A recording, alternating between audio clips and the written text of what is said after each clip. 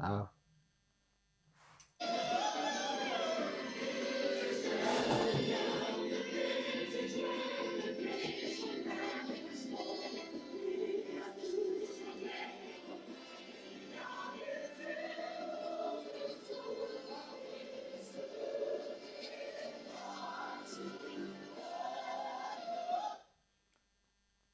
Oui, c'est parti.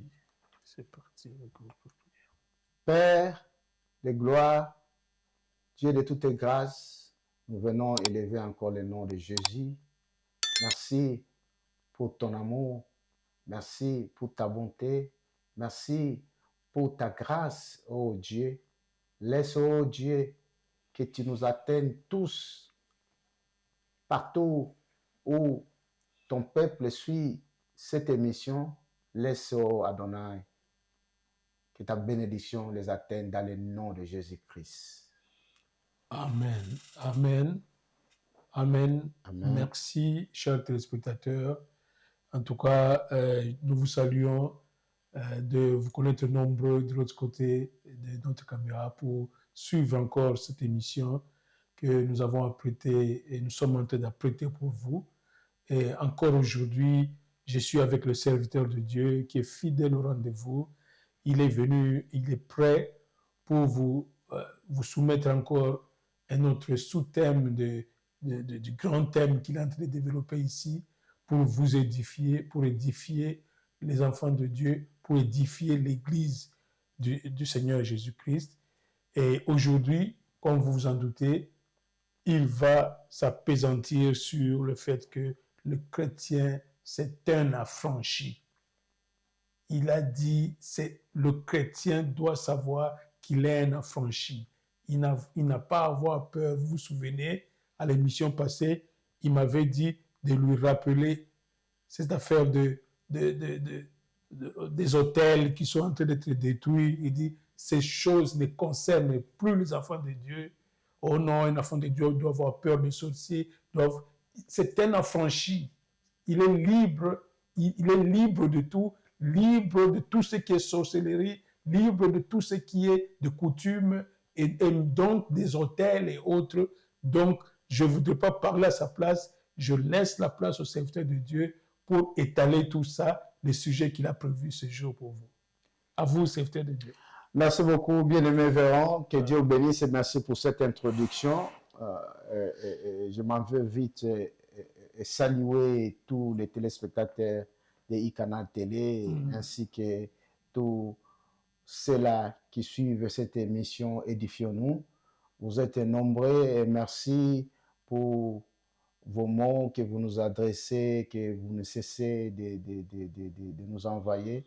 Et nous voudrions vous dire que vous êtes abondamment bénis parce que vous participez à l'œuvre du Seigneur et continuez toujours à partager et à ceux-là qui ne sont pas encore abonnés, qui s'abonnent. N'oubliez pas toujours de liker parce qu'à chaque émission, c'est ça pour manifester que vous aimez réellement ce qu'on a enseigné. Donc, manifestez en signalant que like. Voilà.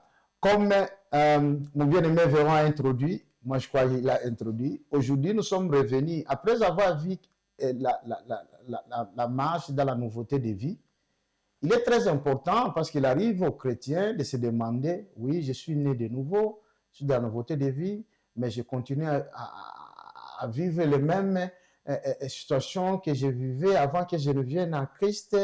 Il y a parfois des maladies même de la famille, il y a parfois même d'autres conditions que je vivais. Rien n'a changé. Rien n'a changé, c'est que, mais on me dit que je suis sauvé. Mais comment je suis sauvé? Il y en a même dans l'église qui croient que nous serons sauvés lorsque nous quitterons ce ciel. C'est-à-dire lorsque nous allons nous unir avec la terre. Voilà. Lorsque nous quitterons la terre, et pour aller au ciel, c'est là où nous serons sauvés. Non, mais ce n'est pas ce que la Bible a dit. Voilà pourquoi, avec les bien-aimés qui m'ont dit... Ça signifie que nous sommes sauvés ici, déjà sur la terre. Mais c'est ce que la Bible a dit. Si un chrétien n'a pas compris ça, c'est-à-dire son salut, Jésus n'a pas dit que c'est au ciel qui va nous sauver. Nous sommes sauvés sur la terre.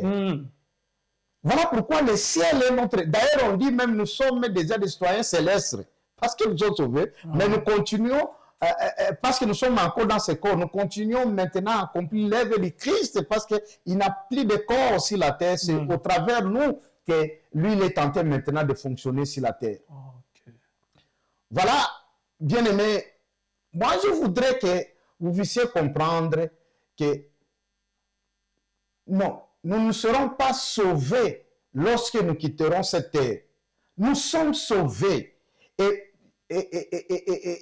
apôtre Jean, dans son premier épître, il dit, nous sommes enfants de Dieu.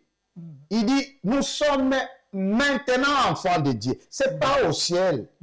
Et Jésus a dit, quiconque accepte ma parole, il m'appartient et directement, il est enfant de Dieu. Tu ne peux pas être enfant de Dieu si tu n'es pas sauvé. Donc, ce n'est pas au ciel que le salut a été réservé. Le salut est ici. Jésus, d'ailleurs, quand il a envoyé les apôtres, il dit, le salut est près de vous. Donc, le salut est descendu avec Christ. C'est ça la grâce. Ok. C'est lui la grâce, il est descendu. Le royaume de Dieu est descendu. Il dit, le royaume de Dieu est proche de vous. Donc, c'est très important de dire, comme vous l'avez dit, et voilà pourquoi aujourd'hui nous sommes venus avec ce titre pour vous dire que les chrétiens étaient affranchis. C'est-à-dire que c'est quelqu'un qui est totalement libéré. Alors, sauvé, libéré. C'est-à-dire que pour que tu sois sauvé, tu dois être premièrement libéré. Okay. Alors, c'est ce qu'on va expliquer. J'ai aimé ce que vous avez dit que nous nous sauvés. Parce que les gens croient, sauver, c'est la fin. C'est-à-dire, c'est ce que le Seigneur veut. Mais il ne pouvait pas te sauver s'il ne t'a pas encore libéré. Un affranchi, c'est quelqu'un qui a été libéré. Maintenant, pour libérer, pourquoi? Pour appartenir à Dieu. Voilà l'important même d'Ecclésia. Jésus dit, vous êtes dans le monde, vous n'êtes pas de ce monde. C'est-à-dire qu'il nous a créé un royaume en nous laissant sur la terre. C'est le royaume des cieux. Voilà pourquoi nous allons voir le premier verset de Jean chapitre 8, le verset 36.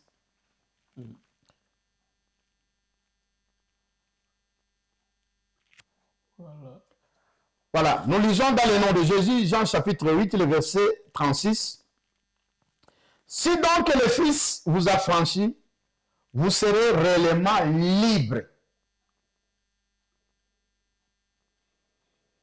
Si donc le Fils vous a franchi, vous serez réellement libre.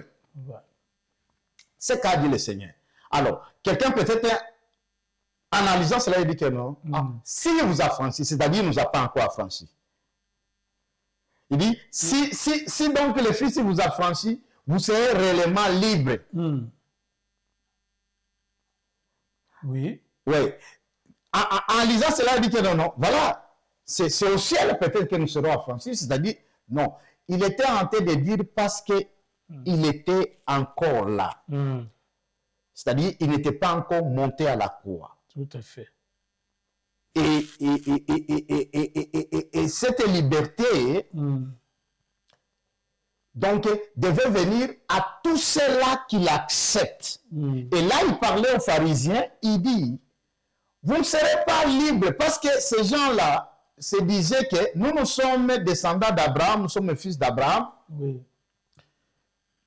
Nous ne sommes pas des esclaves. Il dit, vous êtes esclaves de Satan. Parce que tous les hommes étaient sous le contrôle de Satan. Avant que Jésus ne puisse nous racheter. Je crois que parce que nous a posé l'émission prochaine, nous allons éclairer pour montrer pourquoi Jésus devait venir. Les gens croient. Je crois avoir déjà dit dans d'autres émissions d'avant, le but de Jésus pour venir au monde, ce n'est pas tout d'abord de nous sauver. Jésus est venu nous sauver. Oui, non. Le but de nous sauver, c'est pour qu'il nous donne quelque chose. Voilà pourquoi il dit dans Jean 10, 10, il dit, je suis venu afin que les brebis aient la vie et qu'ils en aient en abondance. Et cette vie ici sur terre. Ici, c'est terre, mais ce n'est pas au ciel. Ok. Où sont les brebis? C'est ici la terre. Il dit, sur la terre, je suis venu vous apporter la vie éternelle. Le but de Jésus pour venir, c'est pour apporter la vie éternelle. Mais oui, serviteur de Dieu. Oui. Nous voulons bien que cela soit dit dans la Bible. Oui. D'où viennent alors les souffrances de tous ces enfants de Dieu qui ont accepté Jésus-Christ, qui ont fait leur déclaration, qui sont dans les églises, des mamans, des jeunes qui n'ont pas de travail, qui souffrent, qui n'ont pas de solution dans leur vie. Pourquoi ils continuent à souffrir pendant qu'ils sont affranchis, ils sont sauvés par Jésus-Christ? Ah, c'est une bonne question. Et j'aime toujours, vous savez bien aimé, vraiment beaucoup de téléspectateurs qui nous suivent m'ont toujours dit ça. Ils disent, nous aimons bien les présenter de l'émission, les questions, en tout cas, il a toujours posé à notre place. C'est des questions. Et c'est ce qui fait que nous avons affirmé que les chrétiens étaient affranchis. Pourquoi? Jésus, parce que les gens croient que le salut, c'est au niveau de la chair. Voilà l'importance, si vous suivez l'émission, nous avons dit, ici, la nouvelle naissance, ce n'est pas au niveau du corps. C'est un esprit. C'est un esprit. Maintenant, pour que tu vives ce que Dieu t'a donné en esprit, tu dois suivre les commandements. C'est-à-dire sa parole. Mais sa parole, vous avez affirmé ici que mais quand on est enfant de Dieu, on est enfant de Dieu, on ne le quitte pas, à moins que vous-même vous décidiez de faire de l'incrédulité, de quitter votre position d'enfant de Dieu. Mais un enfant de Dieu, c'est un enfant de Dieu.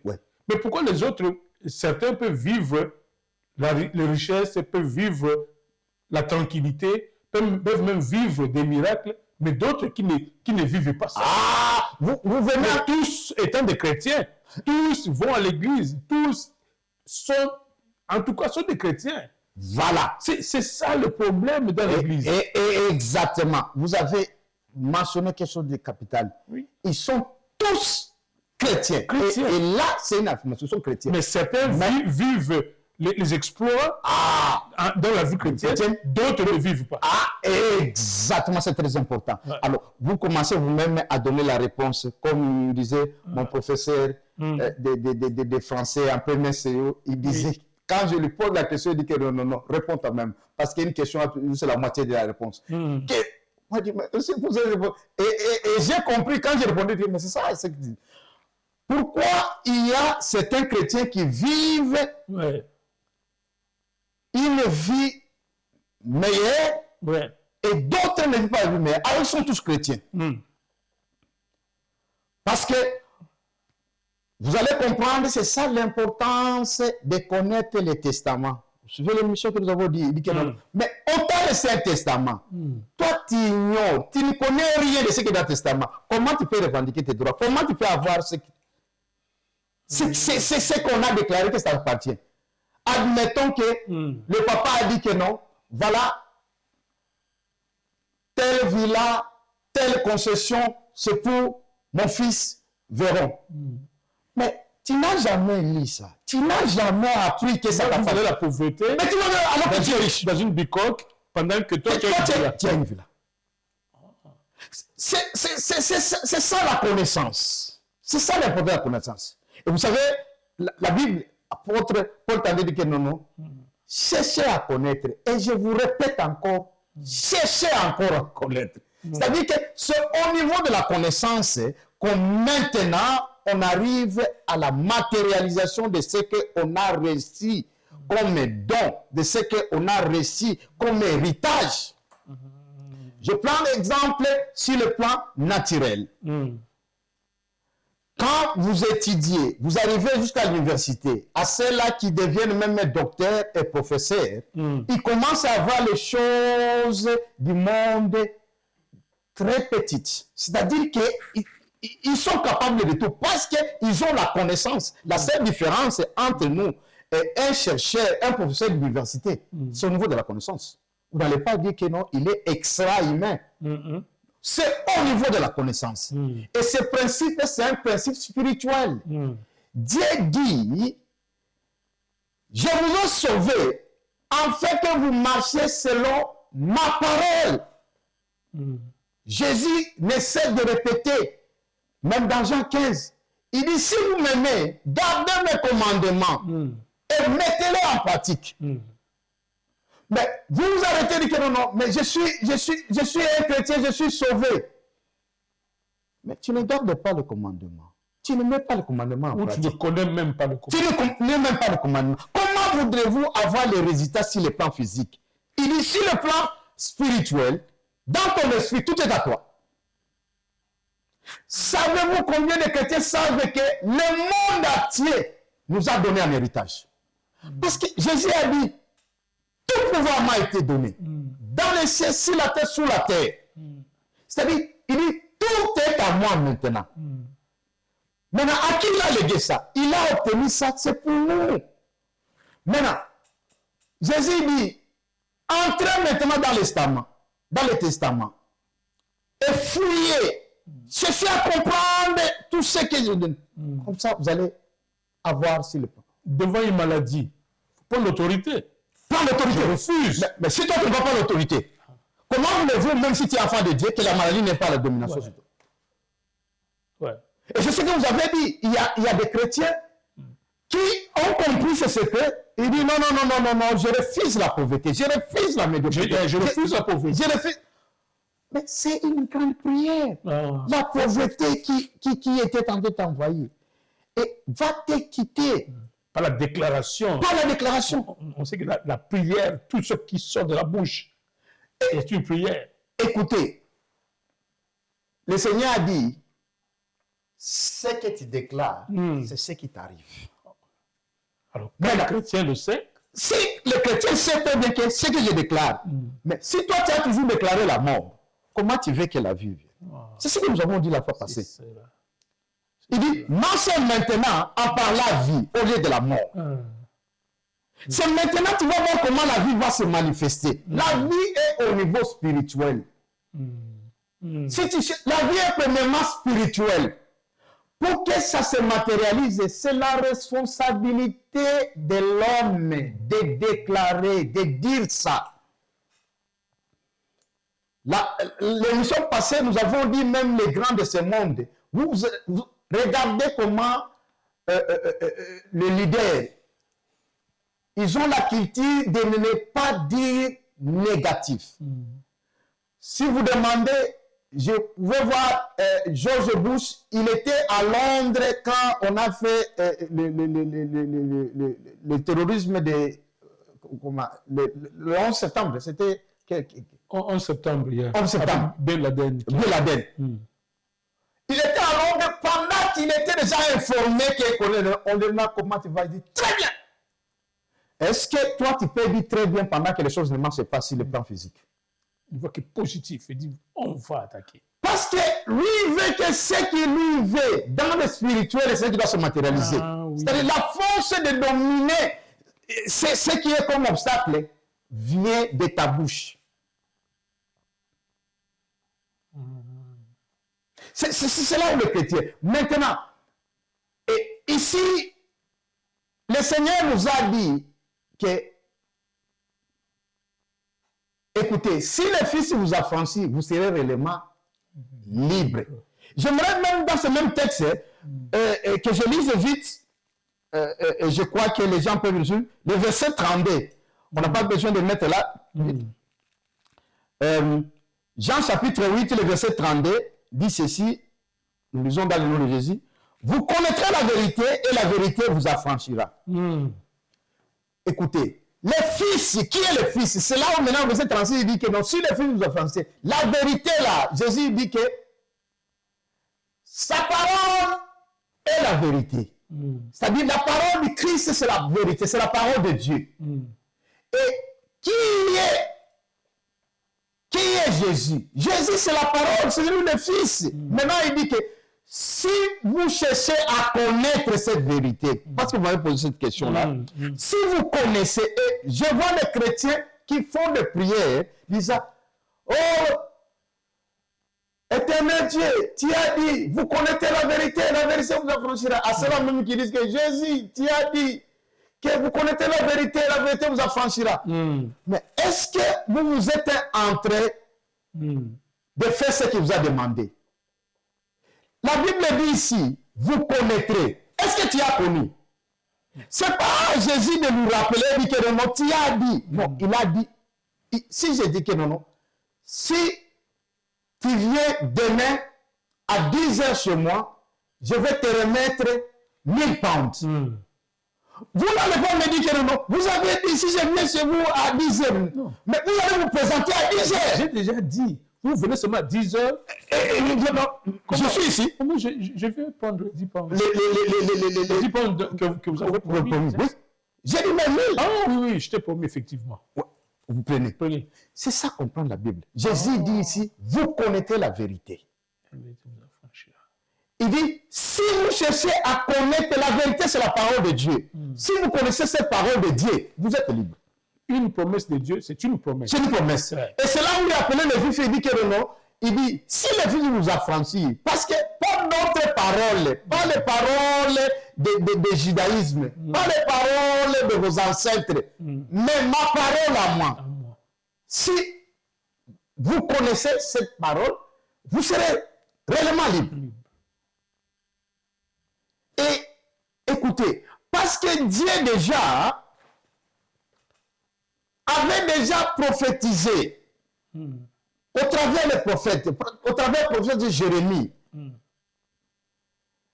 qu'à un moment, je vais faire une nouvelle alliance. Dans cette alliance, il dit, ma parole sera inscrite dans leur cœur, c'est-à-dire dans leur esprit. Pour que chacun ait cette parole et qu'il la confesse partout. Pour vivre ce que j'ai déjà mis à leur disposition, c'est-à-dire comme héritage pour eux. L'héritage, apôtre Paul ne cesse de nous rappeler, il dit, aussi longtemps qu'un héritier ne connaît pas ses droits. Il ne se diffère rien d'un esclave. Mais Dieu t'a déjà dit. C'est ça le problème des chrétiens en général. C'est ça le problème des chrétiens. Qui souffrent, qui sont les derniers, qui sont la queue et non la tête. Et je peux garantir, conformément à la parole de Dieu, tout chrétien, c'est un milliardaire, c'est un riche. Voilà. Quelqu'un va me dire que non, Gabi, es-tu toi-même un milliardaire et tout ça, c'est au niveau de la foi. Mais le résultat de Dieu, il a assez pour tout le monde. Pour tout le monde. Pour tout le monde. Mais au niveau de la connaissance, c'est là où les gens se diffèrent. Et si, lisons tout d'abord ce que Dieu avait déjà dit dans Jérémie chapitre 31, le verset 31 à 34.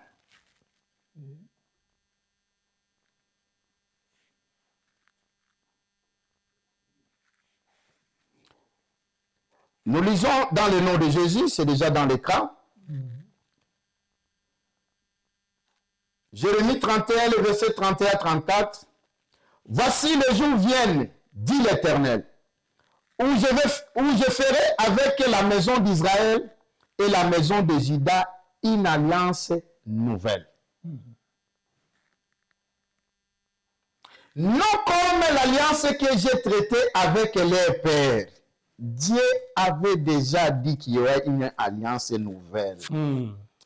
Pas l'alliance qu'il a traitée avec Abraham. Il y aura une autre alliance nouvelle. Tout à fait. Mais cette alliance, il a fait. Vous allez découvrir. Les jours où je les ai saisis par la main pour les faire sortir du pays d'Égypte. Alliance qu'ils ont violée, quoique je fisse leur maître, dit l'Éternel. Mais voici l'alliance que je ferai avec la maison d'Israël après ces jours-là, dit l'Éternel. Je mettrai ma loi au-dedans d'eux. Du temps de Moïse, la loi était sur les tables. de pierre. Mais aujourd'hui, la loi n'est plus sur les tables de pierre. N'allez plus chercher. Il dit, je mettrai ma loi au-dedans d'eux. Je l'écrirai dans leur cœur. Il n'écrira plus comme il avait écrit à Moïse quand il faisait Moïse voyait seulement les écritures sur les pieds. Dieu était en train de dire, non, Dieu dit, moi-même je vais écrire dans leur cœur. Et je serai leur Dieu et ils seront mon peuple. Celui-ci n'enseignera plus son prochain, ni celui-là son frère, en disant, connaissez l'Éternel. Car tous me connaîtront, depuis le plus petit jusqu'au plus grand, dit l'Éternel. Car je pardonnerai leur iniquité et je ne me souviendrai plus de leurs péchés. Je ne me souviendrai plus de leurs péchés. Oui, mais maintenant, quand est-ce que Dieu a déjà accompli? Ici, c'était au futur. Dieu était en train de conjuguer au futur. C'est-à-dire que jusqu'à ce moment-là, quand il parlait, ils étaient sous l'alliance d'Abraham. Mais maintenant, est-ce que nous sommes toujours dans cette même alliance? Est-ce qu'il y a une nouvelle alliance où Dieu a dit qu'il écrira? Bien sûr. Voilà. Comment? C'est ce que l'apôtre Paul, s'adressant à ses frères hébreux, il a répété cette prophétie de Jérémie. Dans Hébreux chapitre 8,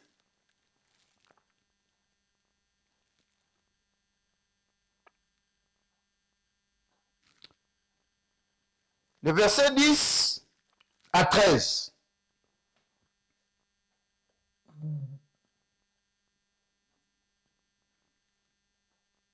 Hébreux chapitre 8. Oui.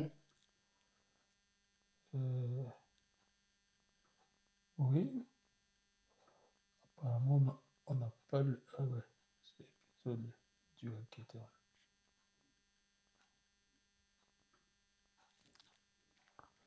Voilà. Oui. Nous lisons dans le nom de Jésus, Hébreux chapitre 8, le verset 10 à 13. Apôtre Paul, qui était un grand écrivain de son temps, il est tenté de paraphraser ce que Jérémie a dit. Il dit, mais voici l'alliance que je ferai avec la maison d'Israël. Après ce jour-là, dit le Seigneur, je mettrai mes lois dans les... regarde, au lieu de cœur, il a bien maintenant écrit ici, il dit dans leur esprit. Parce que le cœur, ici dans la Bible, c'est ton esprit. Quand on parle de ton cœur, c'est pas comme nous parlons de cœur physique ici. Le cœur représente ton esprit. Oui. Je l'écrirai dans leur cœur et je serai, c'est-à-dire ici, donc il parle de l'esprit qui est au niveau des pensées. Et je serai leur Dieu, ils seront mon peuple. Aucun n'enseignera plus son concitoyen, ni aucun son frère, en disant, connais le Seigneur. Car tous me connaîtront, depuis le plus petit jusqu'au plus grand d'entre eux. Parce que je pardonnerai leurs iniquités et que je ne me souviendrai plus de leurs péchés. Apôtre Paul maintenant te donne l'explication, le verset 13, en disant, une alliance nouvelle, il a déclaré la première ancienne. Oui. Or, ce qui est ancien, c'est ce qui a vieilli et prêt de disparaître. Tout à fait. Mais pourquoi les enfants de Dieu ne vivent pas la vie de l'évangile? C'est là le problème ici. C'est ça le problème. Oui. Pourquoi ils ne vivent pas? Oui. Parce qu'ils ne se conforment pas aux Écritures. Comment? Comment? Parce que c'est facile à dire. Premièrement, ici, on est tenté de vous montrer que vous n'êtes plus dans l'ancienne alliance. Il y a des chrétiens qui se croient dans l'ancienne alliance. La loi, vous savez, la loi qu'on a donnée à Moïse, nous ne sommes plus là. Jésus a accompli la loi. Les chrétiens croyant en Jésus-Christ vivent encore dans l'ancienne alliance. Mais c'est la plupart des chrétiens. C'est la communauté chrétienne. Mais quand on dit, oh non, la loi n'était pas... De quelle loi vous dites? Parce que les 10 commandements, Jésus les a résumés en un seul commandement, l'amour. L'amour, aimez-vous les autres. Aimez-vous les uns les autres. Oui. Les gens disent que non, l'amour du Père et tout ça. Non, non, c'est l'amour du Père qui fait que tu aimes les uns les autres. Il a résumé. Et puis il dit, il a accompli. C'est ce que l'apôtre Paul dit ici. Vous faites tomber. Oui. Oh non, vous savez, je dois faire les sacrifices. Pour que Dieu dit, non. Dans la nouvelle alliance, nous ne faisons plus de sacrifices.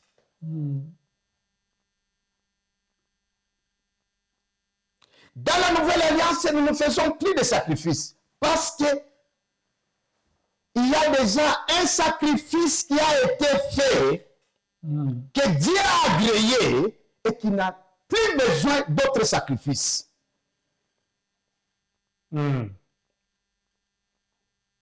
Pour montrer tout d'abord pourquoi un chrétien est un affranchi. Parce que s'il n'est pas affranchi, c'est qu'il est encore esclave. Alors que dans la nouvelle alliance, Dieu vous dit directement, dans cette nouvelle alliance, c'est fini. Vous êtes libérés. Il y a quelque chose qui bloquait que la loi de Dieu vienne rester dans notre esprit. Parce qu'il vous montre que dans l'ancienne alliance, ils n'avaient pas la loi dans leur cœur, dans leur esprit. Pourquoi? Parce qu'il y avait encore le péché. Quand on a ôté le péché, c'est ce qui s'est fait dans la nouvelle alliance. Jésus dit, par mon sang, c'est la nouvelle alliance. Jésus a inauguré. Si vous allez dans Luc 22, oui, Jésus a inauguré. Oui. Jésus a donné la vie. Oui. Jésus a ôté le péché. Oui. C'est le péché qui mettait les gens dans les souffrances. Mais maintenant que le péché est même ôté, Oui. tout ça. Mais les chrétiens seraient des gens prospères, des gens, on vivait le paradis sur terre. Mais les chrétiens souffrent comme si l'œuvre que Jésus a, et que la Bible nous dit que Jésus a fait pour l'humanité, n'a pas été accomplie. oui, c'est ça, c'est au niveau. C'est extraordinaire. Quand on lit la Bible, on voit la vie des chrétiens. Oui, non, comme je l'ai dit. C'est difficile à croire. Non, c'est difficile à croire si quelqu'un est dans la confusion. Mais premièrement, si tu te mets tout d'abord que l'œuvre que le Seigneur Jésus a fait, c'est au niveau d'esprit. C'est-à-dire que il t'a tout d'abord libéré, c'est-à-dire spirituellement, parce que tu étais esclave à cause du péché. Oui. C'est là où tu as été affranchi. C'est-à-dire tu as été libéré. Maintenant, il y a des lois que Dieu avait mis qui régissent la terre, que tout homme doit se soumettre. Voilà pourquoi Jésus lui-même, qui est Dieu dans le corps, devait aussi obtempérer à ces lois-là. Mais il utilisait. Vous vous rappelez que Jésus, on lui a demandé de payer l'impôt? Il n'a pas dit que moi qui suis Dieu, comment je dois payer l'impôt? Non, non, il dit, Pierre, moi j'ai ma façon de payer l'impôt. Va. J'ai vu 2 poissons là-bas. Et j'ai vu un poisson qui a reçu 2 makuta. Ainsi, 2 pounds qui nous suffisent parce que 1 pound pour que tu payes ton impôt, 1 pound que tu payes. Les gens croient que Jésus avait fait des miracles. Non, non, non, parce qu'il a des spirituels. Il a vu des marchands qui ont fait tomber de l'argent et un poisson a avalé cela. Il dit, va à telle place, jette ton hameçon et tu vas attraper un poisson. Et ouvre le ventre de ce poisson-là, il y a des macoutes. C'est-à-dire que ce n'est pas question. Parce qu'aujourd'hui, les chrétiens qui ne comprennent pas, ils disent que non, non. Mais si Dieu m'a donné Dieu, qu'il a jamais ça du ciel. Non, non, non, non, non, c'est pas comme ça. Il te dit, il t'a béni et tu as sa faveur. Qu'est-ce que tu veux? Si c'est le travail pour aller travailler dans une compagnie, il t'a donné la faveur d'aller là pour qu'on te reçoive dans cette compagnie, pour que tu travailles et que tu gagnes ton pain. Si ce n'est pas le pain, si tu as une idée de faire quelque chose, de vendre ou de tout ça, il peut te bénir et multiplier cela pour que la loi qu'il a mis, Dieu est celui qui respecte sa loi. Mais prenons l'exemple du Congo. Voilà. Combien de fois les chrétiens congolais n'ont pas plié leurs genoux dans des stades, notre stade de martyrs, pour prier pour la paix. Oui. Seulement pour la paix, la tranquillité. Pourquoi Dieu n'a-t-il jamais changé les choses pour que, par exemple, quelqu'un comme Kagame continue à tuer les Congolais, alors que les Congolais ont prié et prient chaque jour. Ça signifie donc qu'il n'y a pas de chrétiens au Congo. Non, non, non, non. Il n'y a pas de chrétiens nés de nouveau au Congo. Non, non, il y a des chrétiens au Congo. Il y a des pasteurs, il y a vous-même qui avez prié. Oui. Pourquoi il n'y a pas ce changement? Oui, non, je vais vous ramener toujours dans ce que je suis en train de dire. Oui. Parce que qui est conforme à la Bible? Pour ceux-là qui lisent la Bible, vous comprenez l'histoire quand Josué devait maintenant faire entrer les enfants d'Israël au Canaan.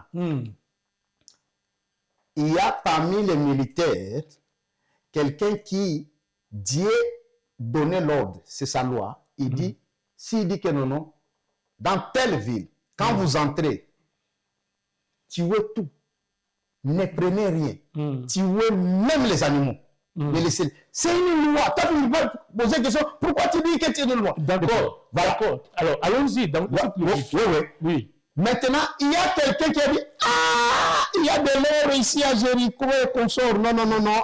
Il a conservé. Alors Dieu a dit, ne prenez rien. Ne prenez rien. Ça fait que Israël perdait la guerre. Des soldats israéliens mouraient. C'est qu'il y a beaucoup d'infidèles au Congo. Dieu t'a déjà donné la sagesse. Ça fait que Josué dit, mais Éternel, c'est comme si Dieu n'écoutait pas. Il dit, mais Éternel, comment nous devons perdre la guerre? Tu nous as dit que tu nous as fait son résultat pour nous amener au Canaan. Regarde comment nous commençons à mourir. Quand il a fait, je sais que Dieu a dit, quand ils sont allés maintenant consulter le prophète, il dit non. Il y a quelqu'un qui a l'interdit ici dans Israël. C'est ce qui fait que Dieu ne peut pas, parce que cela est une abomination aux yeux de Dieu, et Dieu ne pouvait pas intervenir. Dieu laissait maintenant ces gens-là venir. Quand ils ont compris, quoi? Ils ont, jusqu'à ce que le sort est venu à celui qui avait, on l'a attrapé. Toi, ils sont allés prendre ces gens. On a lapidé ce monsieur, ce soldat. C'était un soldat. On l'a lapidé et on a érigé même un monument là-bas pour montrer l'exemple que si Dieu a dit vous avez fait ça, est-ce que maintenant pour revenir pour l'histoire du Congo, oui, nous prions. Je ne dis pas qu'il n'y a pas de chrétiens. Mais est-ce que nous respectons maintenant les principes de Dieu? C'est là qui font la guerre. C'est là qui nous représentent nos leaders. Il y en a même qui sont complices avec l'ennemi. Comment voulez-vous que Dieu, qui vous dit que non, non, non, vous ne serez pas à ça, vous devez défendre le pays. Et si vous êtes en train de faire complice, non, non, non, parce qu'au moins on te donne un carré minier, et toi tu es prêt à défendre l'ennemi au détriment de ton peuple. Qui? C'est un Congolais, non? Ouais. Et vous voulez que Dieu intervienne? Il dit non, vous devez vous débarrasser premièrement de tous ces gens-là. Il faut que moi, Dieu, je marche parce que j'ai besoin de marcher avec les gens qui respectent ma parole. Alors qu'au Congo, Dieu a entendu. Vous savez, l'histoire des enfants d'Israël, c'est un échantillon que Dieu a utilisé un modèle pour nous montrer pour toutes les nations comment on devait marcher. C'est-à-dire, à chaque fois, vous désobéissez, vous allez à la contre. J'ajoute même l'histoire de Saoul. Saoul a quitté. Pourquoi? Même chose. Dieu dit, tuez même les bêtes, ne prenez rien. Mais le roi a décidé, il dit que non, non, non, non, prenez ces Bélagra et consorts, nous allons faire des sacrifices pour Dieu. Il n'a pas dit pour Dieu. Je n'ai pas demandé ça. Quand Dieu a parlé au prophète Samuel, il dit, c'est quoi ça? Est-ce que ces enfants d'Israël ne respectent pas? Moi, j'ai dit, dans l'ennemi, avec tout ce qu'il y a dedans, tout détruisé. Pourquoi ce peuple n'a pas obéi? Il dit, mais Seigneur, non, j'ai donné l'ordre, comme tu as dit, au roi. Et je sais qu'ils ont respecté, il dit non, va là-bas, s'il a fait. Samuel a dit que non, non. Est-ce que tu as tout? Il me dit, oui, oui, oui, j'ai éliminé tout. Seulement, j'ai gardé certains animaux pour les sacrifices de Dieu. Cette exception. L'obéissance vaut mieux que les sacrifices. Le prophète était en colère. Il dit, tu as attiré le malheur. Parce qu'à cause de cela, le royaume va être tiré de toi. C'est fini. Tu es à la fin de tout ça. Regarde comment Saoul a fait. À cause de ces fautes. Et Dieu l'a sanctionné. À cause de ces fautes-là. Si Samuel lui a dit, et c'est ce qui était arrivé. Alors conclusion pour la situation du Congo. Comment vous expliquez la situation du Congo, la souffrance que vivent les Congolais? Quand je dis les Congolais, les Ivoiriens, les Angolais, tous souffrent.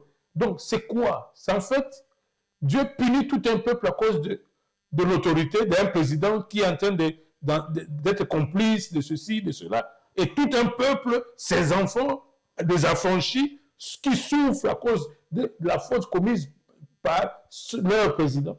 C'est cela? Non, mais vous êtes en train de dire que non, Dieu punit tout un peuple. Tout un peuple. Mais le peuple qui a avalé, savez-vous, en Israël, et pour donner toujours l'exemple d'Israël, pour revenir maintenant en Afrique ou ailleurs, oui. Dieu, avant que Saoul, Dieu était le seul roi d'Israël. Ah, c'était lui le roi d'Israël. Le roi d'Israël. Oui. Mais non, Samuel, nous voulons un roi physique, que nous le voyons, qui soit les autres peuples. Comme les autres peuples.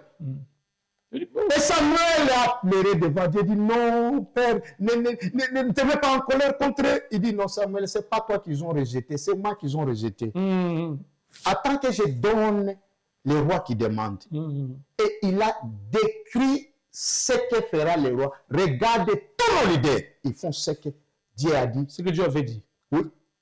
Il dit, il prendra même vos femmes. Il vous opprimera, il vous imposera des taxes et tout ça à leur détriment. C'est ce que nous vivons ici. Qui était responsable de ça? C'est le même peuple que tu dis que non, mais le peuple de Dieu, pourquoi Dieu devait punir à cause de ce roi-là? Mais c'est vous qui avez choisi. Maintenant, aujourd'hui, que non, c'est l'État d'Israël, est-ce que c'est le même? Mais quand nous choisissons nos leaders, nous allons peut-être à cause des tribus, à cause d'appartenance, ou bien parce qu'il me plaît, ou bien parce qu'il est élégant, parce qu'il est fort, il est intelligent. Est-ce que nous demandons la sagesse de Dieu dans ça? Pour choisir le méritant. Le méritant. Le méritant pour prendre la place. Pour la prendre la place. Est-ce que nous choisissons pour présider à votre destinée? C'est vrai. C'est vrai. C'est un problème. Parfois, même en Afrique, ce n'est pas nous qui élisons nos présidents. C'est l'Occident qui on nous les impose. On nous impose.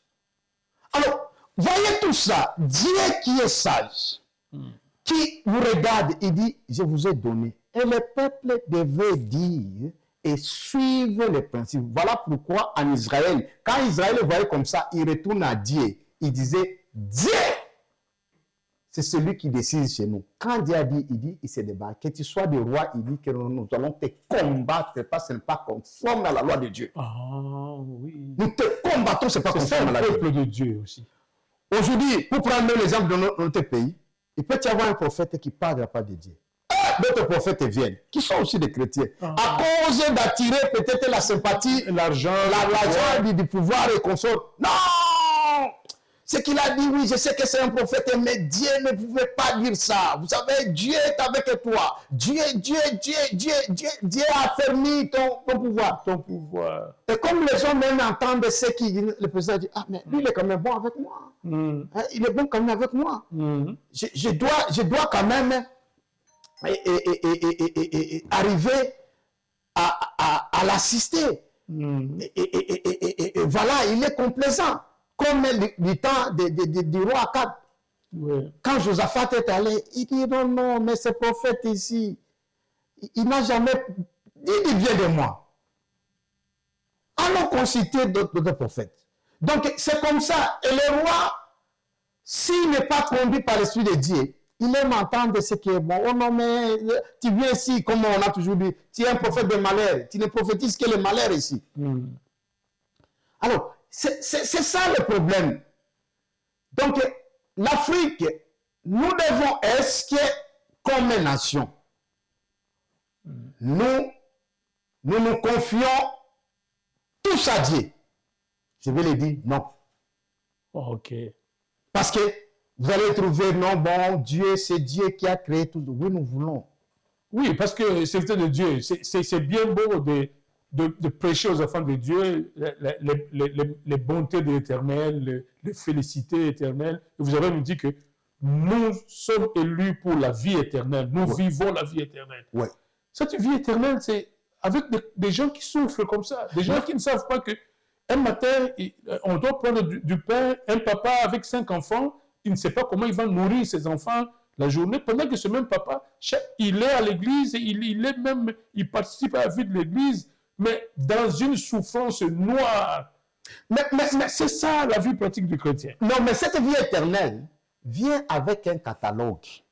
Quand vous achetez un appareil, il y a un catalogue, on te dit comment installer, il faut suivre. Ouais. Mais c'est là le problème maintenant des chrétiens. Ils ont seulement l'appareil et ils disent que quel appareil fonctionne. Tu vois mon problème de contrôler, comment savoir, comment fixer.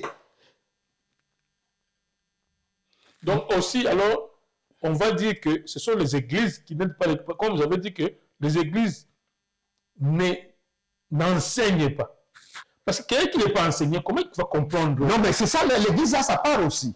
C'est ce que le Seigneur. Parce que si les églises enseignaient, il dit, faites ceci dans telle circonstance, faites ceci dans telle autre circonstance, vous vivrez ça. Il n'y a pas de raison que vous, qui êtes chrétien, ne puissiez pas vivre les merveilles de Dieu en prononçant ces mots dans telle circonstance. Ah, mais vous avez déjà répondu à ma question. Parce que le Seigneur a dit, allez faire de toutes les nations mes disciples. C'est très simple. Qui est un disciple? C'est celui qui est dans une discipline du maître. Et quelle était la discipline du maître? Jésus le disait, il dit non, c'est vous, ou cette maladie ne vous a pas obéi. Parce que vous avez peu de foi. Peu de foi. Alors, vous voulez que Jésus maintenant intervienne? Non. Comment cette maladie peut me résister, Seigneur? Parce que tu m'avais donné la vie éternelle. Et il dit, c'est ta foi. Il dit, tu as la vie éternelle, maintenant tu dois exercer ta foi. Mais le Seigneur ne viendra pas prendre ta place. Et vous attendez Jésus dire, ta foi t'a sauvé. Il dit, ta foi t'a guéri. C'est ta voix. Oh, excusez. C'est genre. C'est ce qui pose problème aux chrétiens. Oui. Parce qu'on ne te dit pas la vie éternelle. La vie éternelle, c'est pour que tu appartiennes à Dieu et que son esprit vienne habiter en toi. Maintenant, il dit, j'ai mis des principes que tu dois observer. Oui. C'est ce que nous avons lu. Il dit, j'ai mis devant toi la mort et la vie. Mais choisis la vie. Mais nous demandons maintenant à Dieu de dire que non, viens choisir pour nous. Mais c'est ça la responsabilité. J'ai toujours dit aux chrétiens, quand Dieu te dit, c'est comme le courage. J'attends les gens prier et dire que non, Dieu, donne-moi le courage. Dieu ne te donnera jamais le courage. Parce que Dieu dit que non, prends courage. C'est-à-dire, il attend que toi, tu puisses prendre courage. C'est ce qu'il a dit à Joël. Il dit que non, il dit, tu dois prendre courage. Je sais que devant toi, il y a des obstacles, il y a tout ça. Mais cela ne veut pas dire que tu n'as pas ma puissance. Tout ce que tu as à faire, c'est d'avoir le courage. Et le courage, Dieu t'a déjà donné. Tu ne peux plus demander à Dieu. Il faut lire la Bible, savoir ce que Dieu peut te donner et ce qu'il ne peut pas te donner. Ce qu'il t'a déjà donné, il te dit, prends courage. Ne demande jamais à Dieu, non, Seigneur, donne-moi le courage. J'attends même les gens qui disent que non, prions que Dieu nous donne le cœur d'aimer les autres. Non, Dieu ne peut pas te donner ça. Parce que tu as déjà donné un cœur, il te dit, aime ton prochain. Mais tu lui as dit, non, tu dois me donner un cœur pour que j'aime le prochain. Regarde-moi cette prière. Regarde-moi cette prière. Donc, comme vous avez dit, c'est la responsabilité de l'Église, parce que vous avez dit, il faut que ceux qui sont nés en Christ, avec la nouvelle naissance, doivent être au lait et grandir et jusqu'à la maturité. On grandit comment? Que dans une église où on vous enseigne les rudiments, toutes ces choses. Ça veut dire que les chrétiens, comme ils ne sont pas enseignés, ils ne connaissent pas. Ils ne connaissent pas. Exactement. Ils ne vivent pas. Mais si vous lisez dans la Bible, tout ce qui est en Bible dit, Dieu regrette pourquoi son peuple périt. Comme vous dites, ce n'est pas parce qu'il faut des connaissances. Vous savez, c'est Osée 4 et 6. Faut des connaissances. Faut des connaissances. C'est l'église. Et cette connaissance vient pas seulement de l'Église. Il y en a même, que direz-vous, c'est l'Église qui enseigne. Mais que direz-vous même d'un pasteur qui lui-même enseigne? Ah oui, ah oui, ah oui, oui, oui. C'est-à-dire qu'il est ignorant dans cette matière. Ignorant. Parce qu'un chrétien même mature, un ancien, tu pries que Dieu, donne-moi le cœur d'aimer les autres. J'ai dit, mais c'est quelle prière? C'est quelle prière? Ouais. Dieu t'a déjà donné le cœur qui est capable d'aimer. C'est à toi de mettre le pas. Aime. C'est comme la foi. Dieu dit, si tu crois, tout est possible à toi. Mais tu dis, non, non, non, Seigneur, donne-moi maintenant aussi l'onction de croire. Que Dieu t'aide à croire. C'est ça le problème des chrétiens que nous sommes en train de raconter. C'est ça le problème des chrétiens. Parce que ils posent à Dieu des questions que Dieu attend qu'elles remplissent. Comment vous allez évoluer année à le thème d'aujourd'hui, c'est le chrétien est un affranchi. Oui. Alors, comment un affranchi peut être dans les conditions où les chrétiens sont aujourd'hui? C'est ça la grande question de cette émission. Comment? Pourquoi? Vous dites que non, c'est parce qu'ils ne connaissent pas. Oui. Alors, s'ils ne connaissent pas, alors que c'est une chose spirituelle. Alors, c'est que rien ne s'est passé dans le spirituel. Non, dans non. leur vie. Rien ne s'est passé. Non, non. Dans le spirituel, oui. Pour que ça se matérialise, oui.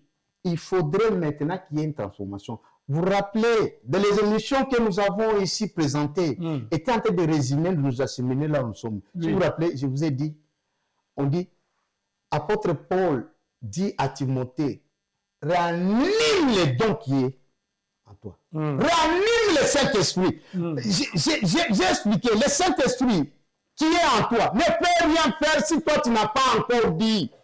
C'est une loi. Le Saint-Esprit vient comme un ouvrier. Si tu lui dis que non, non, non, ça ne peut pas entrer ici.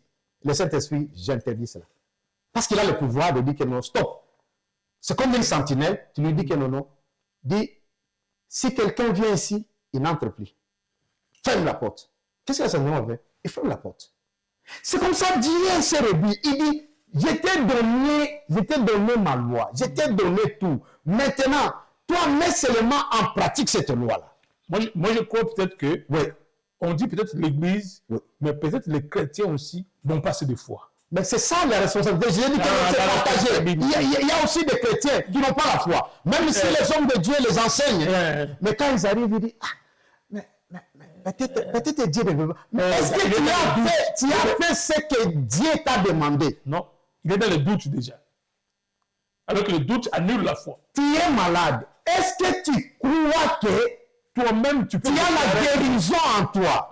Dieu n'a pas dit que quand vous serez malade, vous m'invoquerez moi pour que je vienne vous guérir. Vous-même, vous déclarez. Il dit, vous avez la guérison en vous. Exerce maintenant ta foi en disant que je suis guéri. Je suis guéri. Combien de chrétiens qui pensent qu'ils ne peuvent pas se guérir? Oh. Il est là, il assiste à la mort, il meurt. Il meurt. Alors qu'il peut refuser. Oh non, je n'en peux plus. Dieu vient me sauver. Dieu vient me guérir. Non. Je crois qu'il y a un problème de peu de foi, et puis mal enseigné. Mal enseigné, ce qui fait que les gens ne connaissent pas. Alors qu'ils ont tout. Le chrétien a littéralement tout avec lui, mais manque de foi ou peu de foi, et puis le manque de connaissance, oui. Et les deux mis ensemble, ça fait une faiblesse terrible. Ça fait une faiblesse terrible. C'est ce que vous analysez. Oui. J'avais dit, je crois dans l'émission passée, que vous demandez à Dieu de venir intervenir, alors que Dieu dit, vous avez mon pouvoir. Je vous ai donné le pouvoir. Quand Jésus dit, je vous ai donné le pouvoir, c'est-à-dire que lui ne peut plus venir agir. Il dit maintenant, soyez comme moi et faites maintenant, exécutez. Et tout répondra à ma parole. C'est ce que Jérémie 1, verset 12 dit. il est derrière sa parole pour l'accomplir. Mais si toi, tu n'as pas encore prononcé cette parole, comment voulez-vous que Dieu puisse exécuter cela? Tout à fait. Tout à fait. Et comme on l'avait dit, en termes de mal enseigné, ou même de peu de connaissances, parce qu'il n'a pas été bien formé. Oui. Comme nous avons dit à l'émission passée, un chrétien qui dit « je suis malade ». Déjà, si le plan spirituel, c'est un problème sérieux. Tu vas dire, oh non, c'est une façon de dire, qu'est-ce que je vais dire? Mais si tu n'es pas enseigné, tu ne sais pas ce que tu amènes. Quand tu dis que tu es malade, donc tu ne peux plus chasser la maladie. Parce que tu dis, toi, et je suis ce Dieu. Donc toi, tu dis que tu es malade. Mais comment la maladie? Dieu te dit, commence à dire que non, toi, tu n'es pas malade. Tu n'es pas malade. Oh, mais non. Tu refuses. C'est mon corps qui souffre. Mais je suis en train de souffrir. De souffrir. Voilà. C'est mon corps qui souffre. Parce que vous avez assimilé cette matière. Tout à fait. Tout à fait. Mais peut-être avant, vous disiez que je suis malade. J'ai parlé de maladie. Mais aujourd'hui, tu ne parleras plus ça. Ouais. Et je vous dis, en 10 ans seulement, vous avez l'autorité sur la maladie. La maladie elle-même est tentée de chasser. Parce que le Saint-Esprit dit que non. Où est-ce que tu trouves de la place ici? On te dit que toi, tu n'es pas ici. Toi, tu n'es pas. Il n'est pas malade. Mais les gens ne savent pas seulement en disant cela. Oh non, j'ai trouvé même, je m'excuse, des serviteurs de ce mec qui disent, je suis diabétique. On m'a dit, tu es diabétique.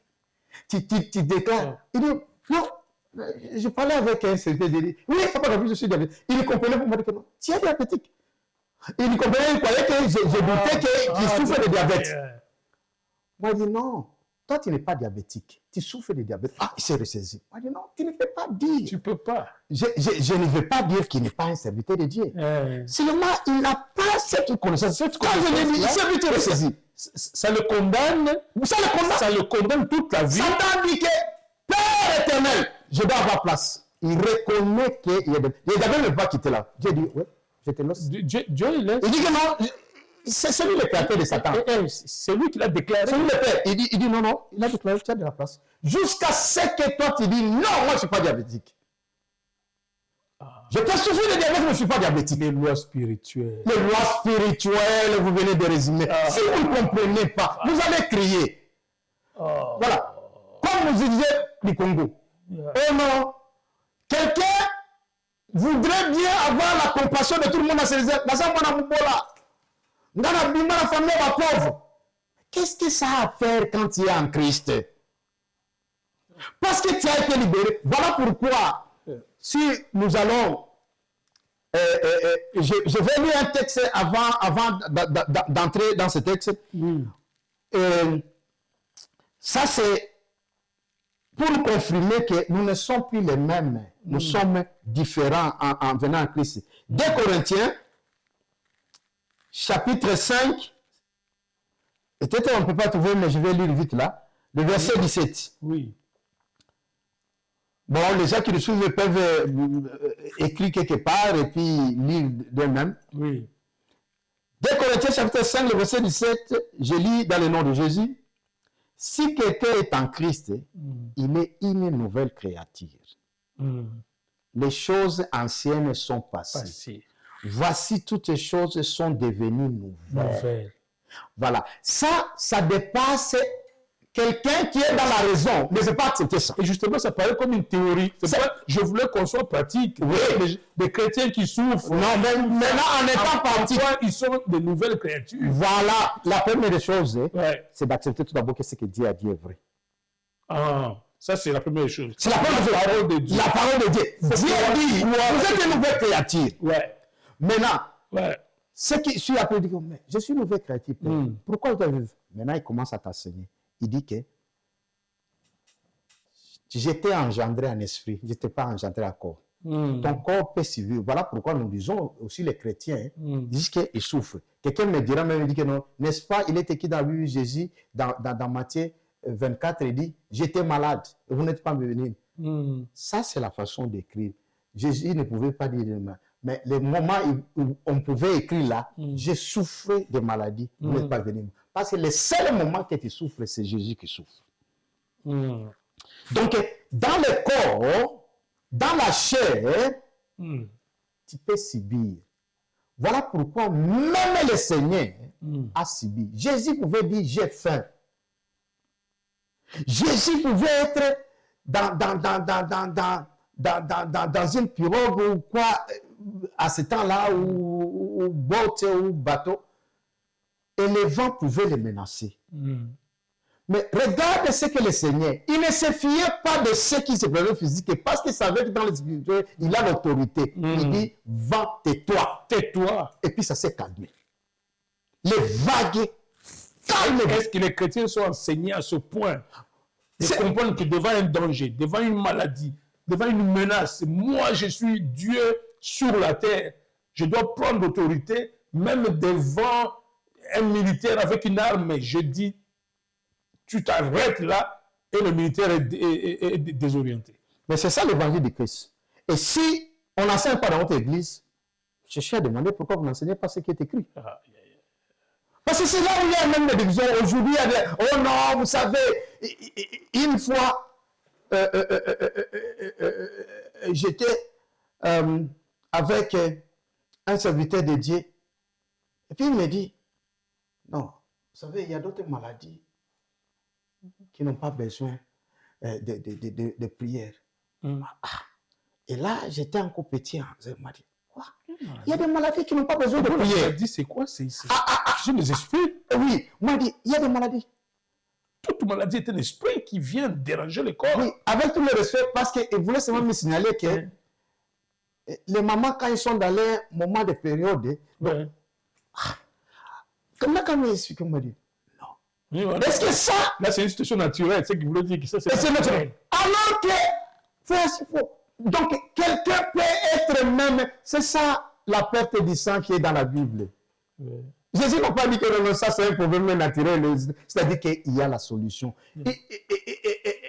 Tu peux être seulement, non, c'est le moment d'accouchement et que la dame a des douleurs intenses. Tu peux stopper cela. Je l'ai déjà fait. Oui. J'ai dit non, je vois ma femme souffrir. J'arrête cette douleur. Mais écoutez, la médecine même te donne des produits quand on souffle et tout ça pour diminuer les douleurs. Alors vous pensez que Dieu ne peut arrêter?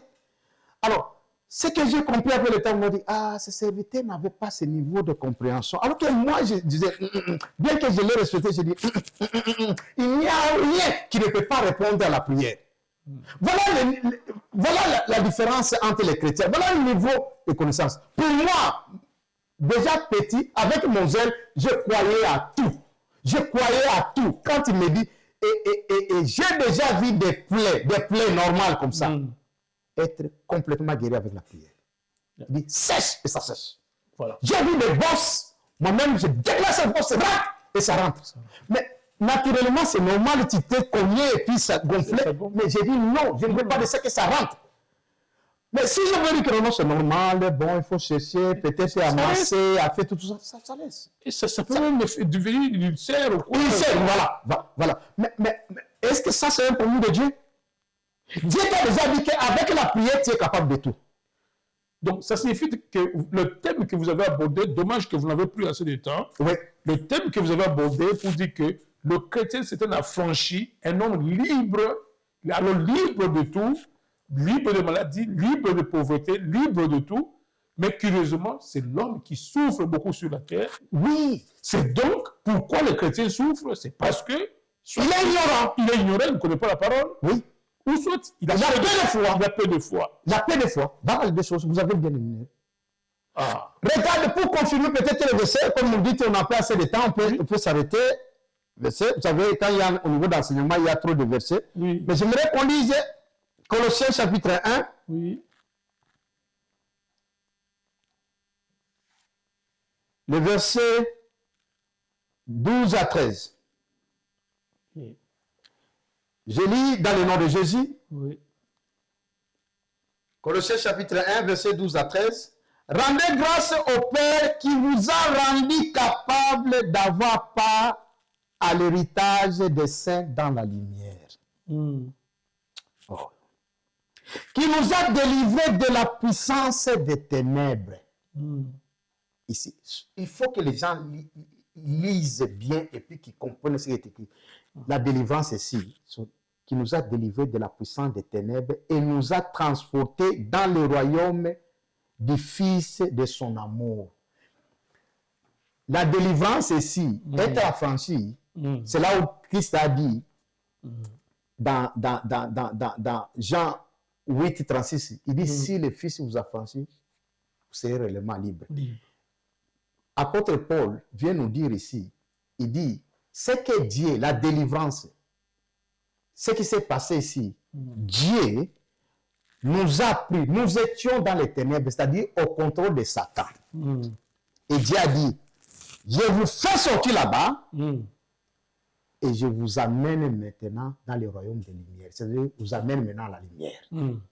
Mais à la lumière, il y a des concepts à suivre. C'est pareil comme il a fait avec les enfants d'Israël. Il les a fait sortir de l'Égypte. Dieu, le but de les faire sortir de l'Égypte, c'est pour les amener à Canaan. Donc, Dieu, en te faisant sortir du ténèbre, du péché, le ténèbre là résume le péché. Vous savez, au commencement, il y avait du ténèbre à la surface de la vie. Et Dieu maintenant te met dans la lumière. Dans la lumière, il y a des principes à suivre. Notamment, comme je l'ai dit, il dit que vous devez être enseigné. Dieu a dit en Deutéronome, il dit inculquez vos enfants. C'est un des textes de Deutéronome 6. Il dit inculquez vos enfants ces choses. Il dit inscrivez même dans vos linteaux. Il dit partout, dans vos nids, pour qu'ils apprennent ces choses. Donc, l'importance de la connaissance. De la connaissance, sans cela, tu ne sauras pas, même si tu es à Canaan, là où coule le lait et le miel, Canaan représentait... appliquer la parole de Dieu. Oui. Le Canaan représentait maintenant le royaume, Christ représentait maintenant, c'est là où il y a le lait et le miel. Les enfants d'Israël, quand Moïse a envoyé les 12 espions, il dit, nous avons vu les laits et les miel. C'est réellement un pays de lait et de miel. Regarde, nous sommes venus même avec les raisins ici. Regarde les gros raisins. Mais le problème là-bas est que nous ne pouvons pas vivre parce que nous avons vu même les fils d'Anak. Géant. Le doute. Des fois. On risque de jamais entrer là. Vous voyez, Dieu ils sont géants. C'est le problème que les chrétiens ont. Oui, Dieu a dit. Mais Dieu a dit que je suis une nouvelle créature. Mais vous voyez, ce problème ici, cette maladie ici, mon père avait souffert, ma grand-mère avait souffert de ça. Et il commence à t'étaler. Je suis sous les hôtels. Je suis sous les hôtels. Et tout ça. Et puis on te dit maintenant, il faut passer au Kirdam.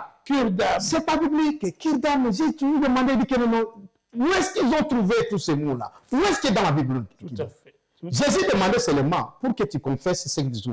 Il dit, quel est ton problème?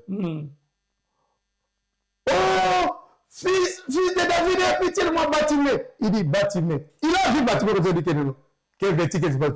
Il dit que je vois. Quand Bartimée dit que je vois, il dit, vois. Simple que ça. Directement, ce monsieur a dit. C'est même pas le qui donne, mais Jésus voulait seulement que tu confesses la foi. Quel est ton problème? Quand tu es devant Dieu, tu n'es pas pour crier ton problème, mais dis ce que toi tu veux obtenir. Quand tu es malade, dis que la guérison, tu ne peux pas dire la mort. Jésus nous a enseigné au travers de Bartimée. Est-ce que nous comprenons bien ce texte-là? C'est l'importance de la prédication. Quand tu lis les textes de Bartimée, Jésus est en train de montrer. Il dit, quand tu viens devant moi, ne viens pas me dire, Seigneur, moi je suis venu, je suis sorti de la famille des pauvres. Moi je n'arrive pas à payer mes loyers. Je n'arrive pas à tout ça. Il dit, viens me dire que, Seigneur, j'ai besoin assez d'argent pour payer mes loyers, j'ai besoin de tout ça. J'ai la finance. Je demande la banque du ciel comme un crédit parce que je veux payer mes loyers. Il dit qu'il connaît ses droits. Tu sais comment tu me dis? Prends ça. Vous aurez de l'argent. Voyez le problème des chrétiens? Mon peuple périt faute de connaissances. Parce qu'au lieu de dire ce qu'ils ont besoin, ils passent le temps. Oh non, non, voilà, moi je n'ai pas fait des études, je ne saurais pas, il n'y a pas d'emploi, moi je ne saurais pas trouver d'emploi. Mais pourquoi n'a pas en créé? Pourquoi tu ne peux pas créer ton propre emploi? N'avez-vous jamais vu un charioman devenir un riche? J'ai vu ça à Calémie. Ce monsieur, avec autant de maisons, des fois d'avance, comme on appelle chez nous, on dit, et une fois, il a transporté les trucs de mon beau-frère. Il m'a dit, Ouais. et mon frère dit que non, tu vois, c'est riche. Il m'a dit, oh non, comment il est chagomène? Il dit, non, c'est son métier. Ouais. Mais c'est un monsieur qui était riche. Je me suis étonné. Il n'a pas abandonné. C'est son travail, il a fait de l'argent. Dieu n'a pas besoin de te nommer gouverneur de la banque ou président de la République pour te bénir.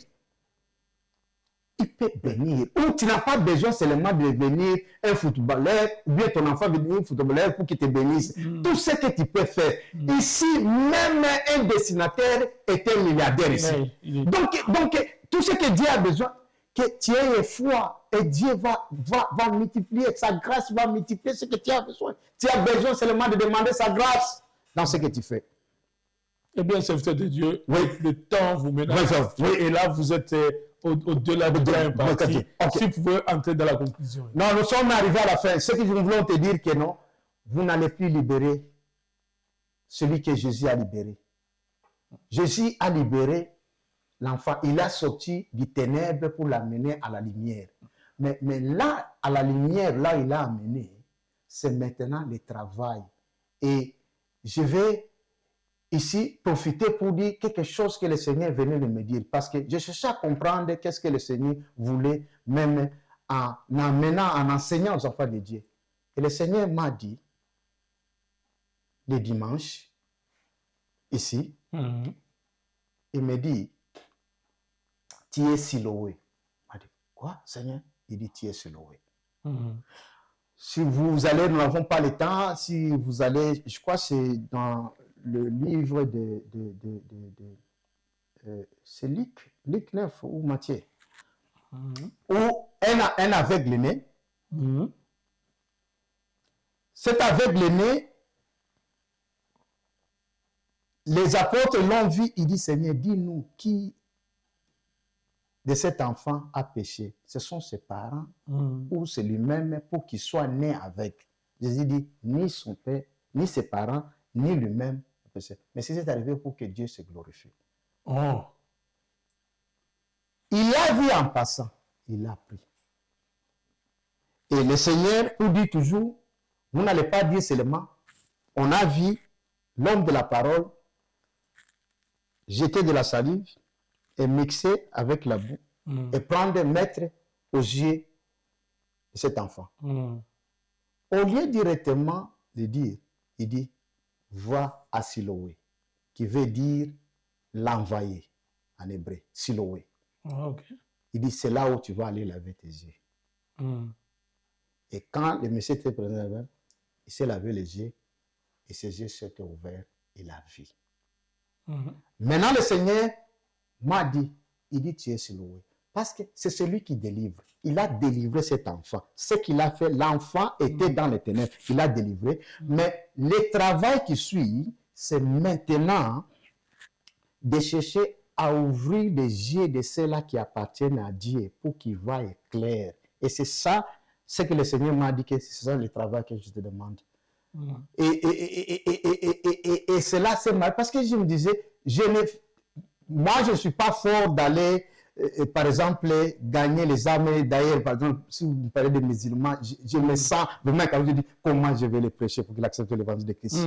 Mais pour exhorter, pour enseigner celui qui est déjà un enfant de Dieu, là, je peux prendre même 3 heures, 4 heures du temps en tête de t'affermir. Et le Seigneur dit que, parce qu'il y a un travail, quand Jésus délivre, il envoie à l'église. Et l'église doit maintenant. C'est cela où ça nous revient dans notre texte de base. Vous vous rappelez d'Éphésiens 4, il dit, il a donné les dons des apôtres, des prophètes, des pasteurs, des docteurs et d'évangélistes pour le perfectionnement des saints. Il dit, c'est pas le travail.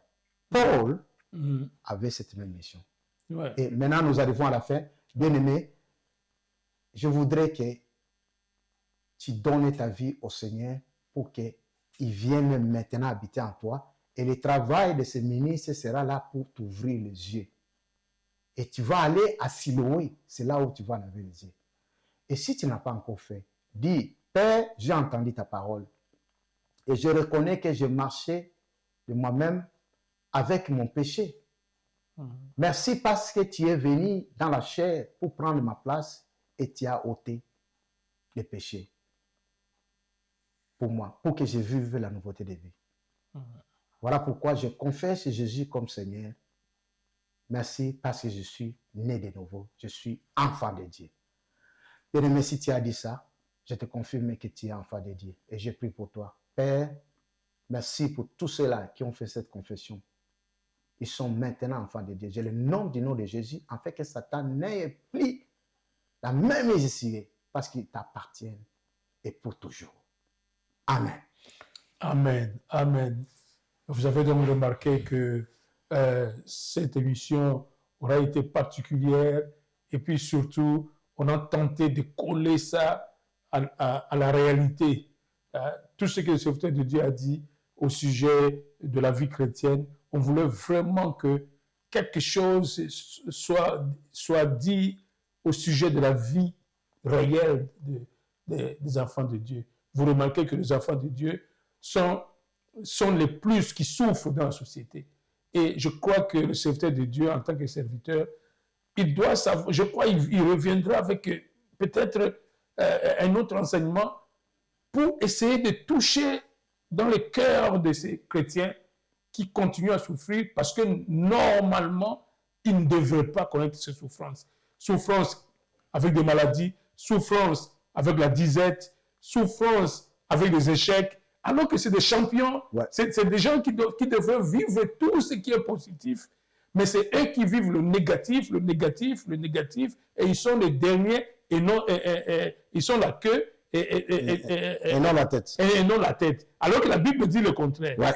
Leur testament dit le contraire. Moi, je suis resté un peu comme sur ma soif, serviteur de Dieu.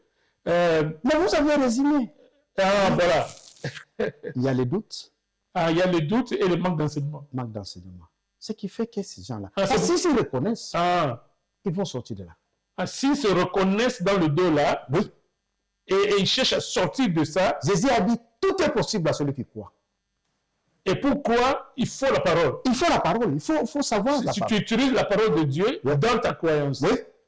Parce que ça marche de pair. Ça marche de pair. C'est peut-être ça que le chrétien ne colle pas. Voilà pourquoi, comme je l'ai dit, oui. Vous venez d'Édifions-nous, vous êtes dans Siloé. Oui. Suivez ces émissions, vos yeux vont s'ouvrir. Ça, c'est ce que le Seigneur m'a dit. Oh, certains peuvent dire, oh non, mais comment il sait quoi, maintenant il se prend. Non. Je vous dis ce que le Seigneur. Quand vous suivez ces émissions, vos yeux vont s'ouvrir. Tout à fait. Vous allez remarquer, pour ceux-là qui sont ancrés dans le Seigneur, ils vont comprendre qu'il y a la profondeur des choses que nous sommes en train de dire. Parce que nous voulons réellement que les yeux des enfants de Dieu s'ouvrent clairement. C'est pour cela que Jésus est venu. Pour ouvrir nos yeux. Tout à fait. En tout cas, l'objectif, c'est que le chrétien devrait être le champion. Tout le monde devrait envier le chrétien. Ouais. Mais aujourd'hui, les chrétiens, c'est les laisser pour compte, tout ça. Et ce sont les païens, des gens qui ne confessent pas la Seigneurie de Jésus-Christ, qui montent sur la tête des païens et des chrétiens, tout simplement parce que les chrétiens ne remplissent pas ce qu'ils doivent faire. Ils devaient faire. Avoir la connaissance de la parole de Dieu. Voilà. Et puis, la foi. Ouais. La foi. Sans laquelle tu ne peux pas être agréable à Dieu. C'est fini. Vous avez compris? Non, vous avez compris. Voilà. Dis-moi si tu présentes ça, et Dieu n'a pas. Là, tu dirais maintenant, non, tu dirais que non, le christianisme, non. Mais comment le christianisme, toi, tu n'as pas encore fait ce que Dieu t'a demandé. Ouais. Tu n'es pas agréable à Dieu. Non. Comment Dieu va te donner ce que tu veux? Parce que tu n'es déjà pas agréable. Tu n'as pas la foi en lui, et puis tu ne connais pas tes droits dans le document qu'il a laissé. Ce n'est même pas que Dieu va te donner. C'est-à-dire que tu ne vas pas céder. Parce que Dieu a déjà mis à ta disposition. C'est déjà à ta disposition. Oui. C'est ça le principe. Voilà. En tout cas, on risque de ne pas terminer cette émission. Merci beaucoup, serviteur de Dieu, pour les pistes que vous continuez à donner aux enfants de Dieu. Et c'est à vous, chers chrétiens, d'essayer de vous interroger. Si vous êtes dans la catégorie de ceux qui n'ont pas la foi et n'ont pas la parole, s'il vous plaît, pour vivre votre vie chrétienne, vous avez besoin de ces deux-là. et vous verrez des miracles importants s'accomplir dans votre vie. Amen. Merci, serviteur de Dieu, pour être venu. Et puis, C'est moi qui vous remercie. voilà. Et on se retrouve à la prochaine.